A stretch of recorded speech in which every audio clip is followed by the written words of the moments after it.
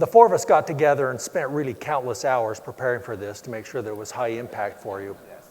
And one of the big themes we talked about was how our CIO role is changing and how dramatically it's changing. So that's the context we want to start with and talk about, ask each of these to talk about how they see the CIO role changing and how what's driving that change. So let's just work from James to Henry to Jim and just talk about how you see things changing for us. Oh yes, and also introduce yourself. I'm Neil Nicolaisen, CIO, Western Governors University. James Fielder, Vice President of Information Systems, Farm Credit Services of Illinois. I'm Henry Chase. I'm the CIO at Burns & Levinson, a mid-sized Boston law firm. Jim Murphy, City of Quincy in Quincy, Illinois. Okay, so how do you see the CIO role changing? In my role at Farm Credit Services, I'm becoming much more strategic. I'm becoming more of an advisor to our senior management team.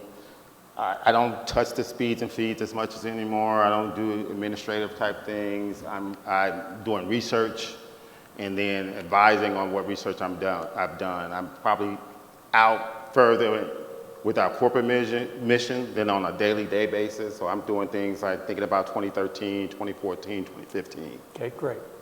That's exactly true for me too. I'm not necessarily a tech guy anymore. I'm now a strategic partner with the firm on building technology, and I'm perceived in the firm as a technology leader in directing the future of the firm with technology because it's such a big part of what we do and it's such an expensive part of running our business. Jim?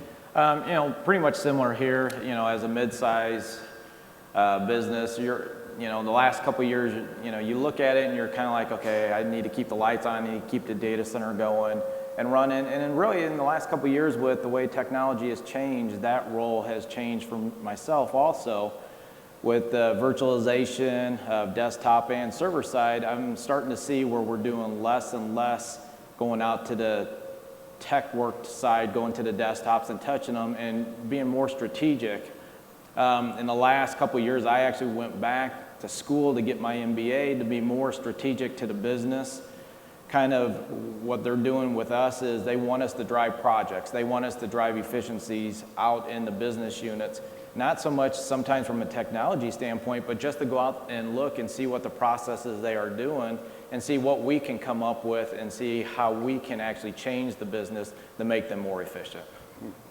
So what do you think are the primary drivers for this? I see it as a pretty revolutionary change in the role of IT and particularly the role of a CIO. Jim, let's work our way backwards. Okay. As I was just mentioning, I think technology has changed this role a little bit. We're now going less from being that tech person that you go out and touch the desktop or you're talking to that individual all the time. And we're now kind of going back as technology has evolved.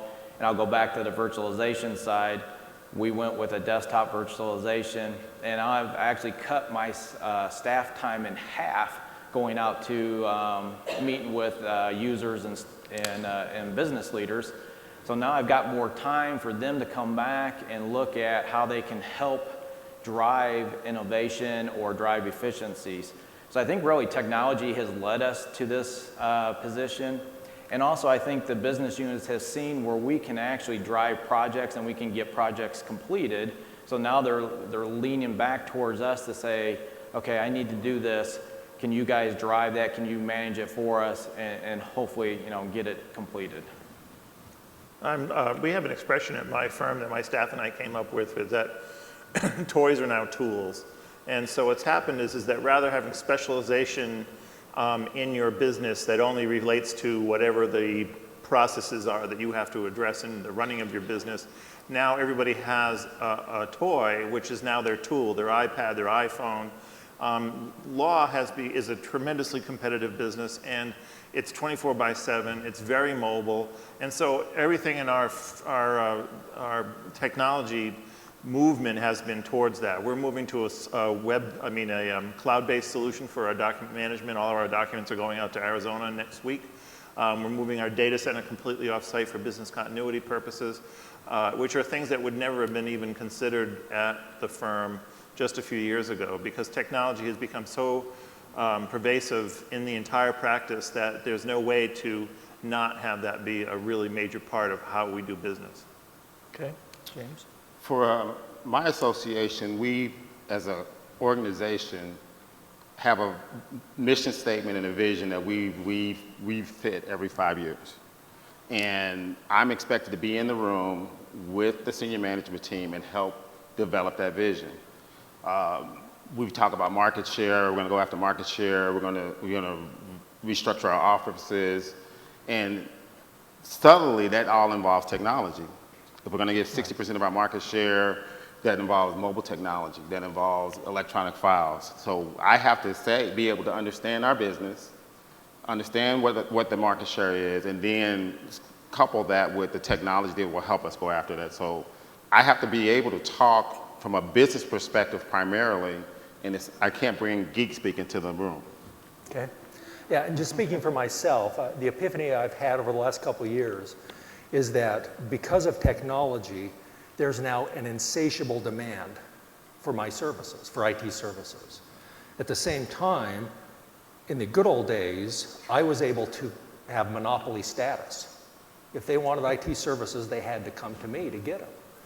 Well, that monopoly's gone now because the cloud's available, there are service providers available, there are lots of options.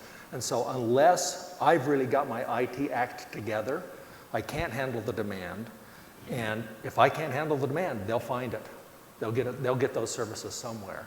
And so we've had to look at everything we do and really rationalize what are the things we're going to spend our time on. So that puts us in control of making those, should I say, outsourcing decisions. Right. And we're getting rid of stuff that, like the others have mentioned, we did for years and thought was really our core competence. Well, I'm not sure that's the case anymore.